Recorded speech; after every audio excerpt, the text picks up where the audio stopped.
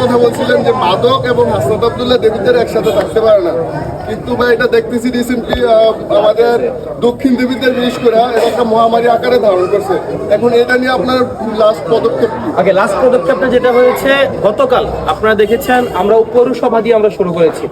আপনারা দেখেছেন গতকাল পৌরসভাতে আমি ধন্যবাদ জানাই সকল রাজনৈতিক দলকে, আমাদেরকে কোঅপারেট করেছেন।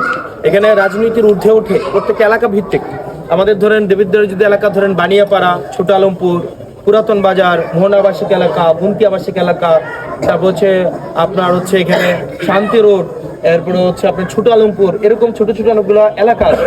এলাকা ভিত্তিক কিন্তু অনেকগুলো গ্রহণযোগ্য মানুষ আছে।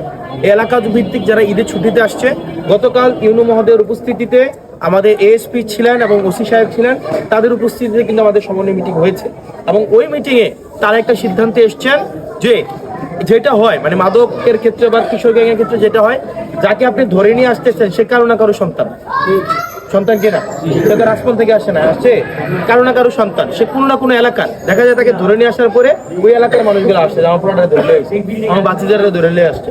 তো তারা মোটামুটি একটা এগ্রিমেন্টে পৌঁছাইছে, মাদকের ক্ষেত্রে এই ধরনের কোনো কিছু তারা এই সুপারিশ নিয়ে আসবে না। ধরেন আপনাদের যারা মাদক গ্রহণ করে তারা কি আপনার সোসাইটির অংশ কিনা? তারা সম্পর্কে আপনার কারো ভাই, কারো ভাতিজা, কারো চাচা, কারো জ্যাঠা, কারো দাদি, এরকম না? এরকমই তো।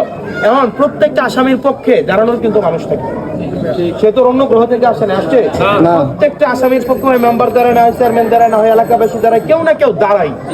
আবার তারা তখন পুলিশের জন্য কাজ করা ডিফিকাল্ট হয়ে যায়, আইন প্রয়োগকারী সংস্থার জন্য কাজ করা ডিফিকাল্ট হয়ে যায়। আমরা তুলাগাঁওবাসী সবাই মিলে গিয়ে দাঁড়াইলাম যে আমার পড়া আমরা দায়িত্ব নিচ্ছি, সেটা করতেছি, তখন কিন্তু এটা ঝামেলা হয়ে যায়। তো তখন তারা একটা সিদ্ধান্ত নিচ্ছে মাদকের ক্ষেত্রে তারা জিরো টলারেন্স। এখন দেখেন আপনি কয়দিন সুর পাহারা দিবেন বলেন, এটা সামাজিক ভাবে যদি আপনারা এটাকে ইয়া না করতে পারেন, এটাকে আপনারা একটা এগ্রিমেন্টে না আসতে পারেন যে আমার সন্তান হয়েছে কি হয়েছে, যদি সে মাদকের সাথে যুক্ত হয়ে থাকে আমি তাকে পুলিশ হেফাজতে তুলে দেব, কিন্তু অমুক সাহেবের পোলা যেহেতু সুতরাং আমরা এটাকে চাইপা গেলাম, এটা যেন না হয়, এটা আপনাকে অনুরোধ করতেছি। এটা যেন